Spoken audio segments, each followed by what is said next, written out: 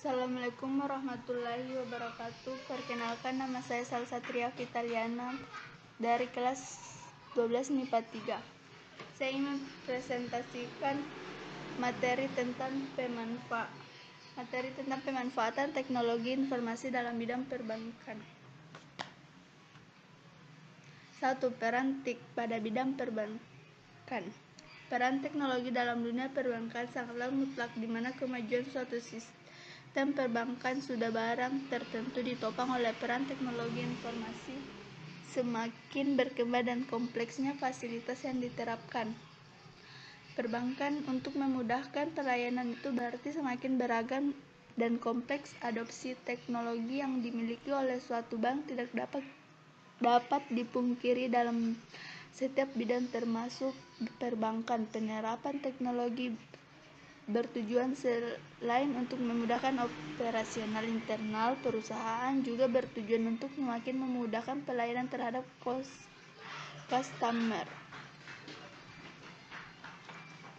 Apalagi untuk saat ini, khususnya dalam dunia perbankan, sistem semua produk yang ditawarkan kepada customer serupa, sehingga persaingan terjadi dalam dunia perbankan adalah bagaimana memberikan produk yang serba mudah dan serba cepat.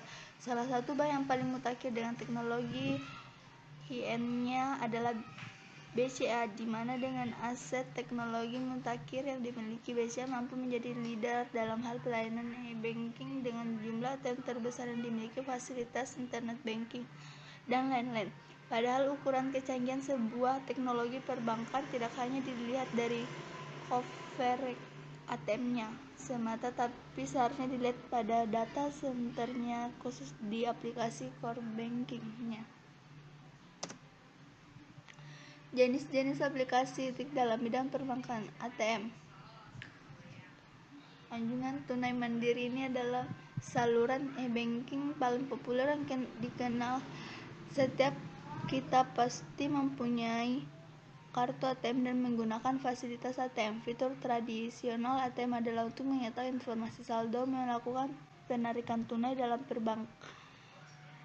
perkembangannya. Fitur semakin bertambah yang kemungkinan untuk memindah bukuan antar rekening, pembayaran hal kartu kredit, listrik dan telepon, pembelian voucher dan tiket.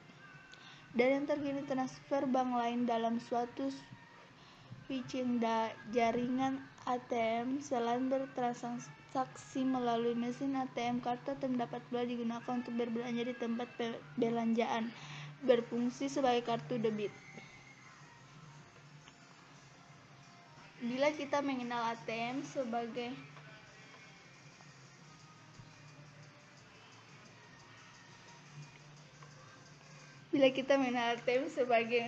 mesin untuk mengambil uang, belakangan muncul pula ATM yang dapat menerima setoran uang yang dikenal pula sebagai cash deposit machine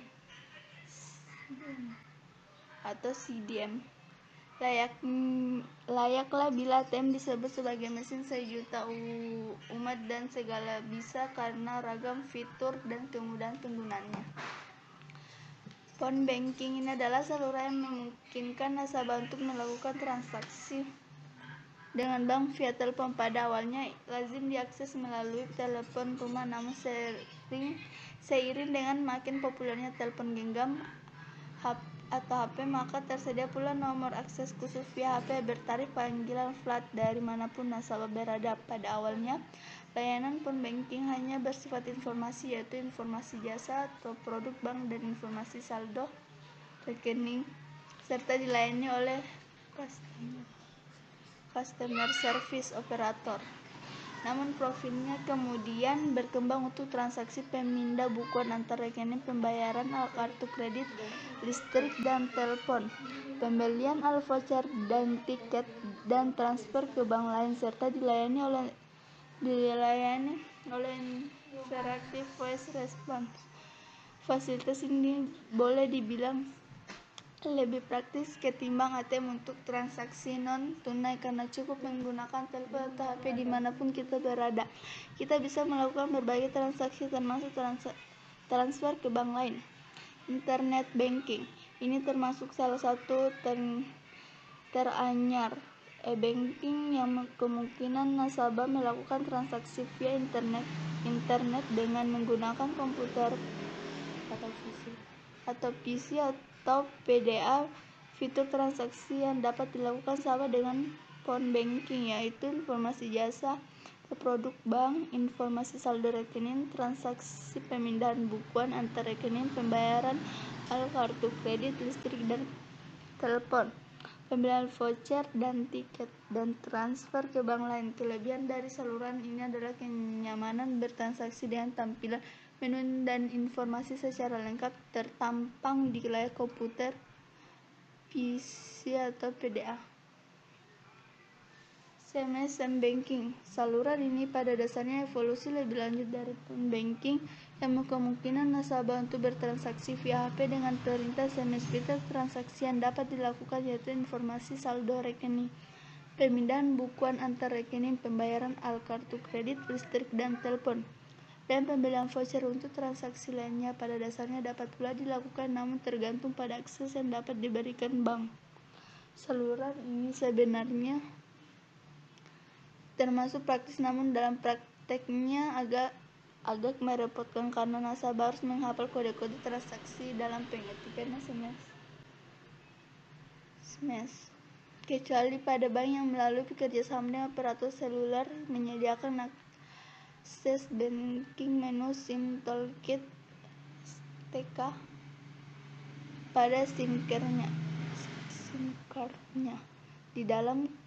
Di balik kemudahan e-banking tersimpan pula resiko. Untuk itu diperlukan pengamanan yang baik. Lazimnya untuk di balik kemudahan e-banking tersimpan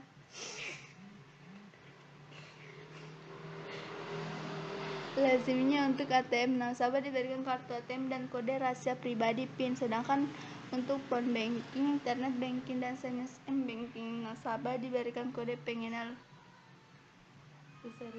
USERIT dan PIN. Sebagai pengaman tambahan untuk internet banking, pada bank tertentu diberikan piranti tambahan untuk mengeluarkan PIN acak atau random, sedangkan untuk SMS banking nasabah diminta untuk meregistrasikan nomor HP yang digunakan. Dengan beragamnya kemudahan transaksi via e-banking, kini pilihan ada di tangan kita untuk memanfaatkannya atau tidak.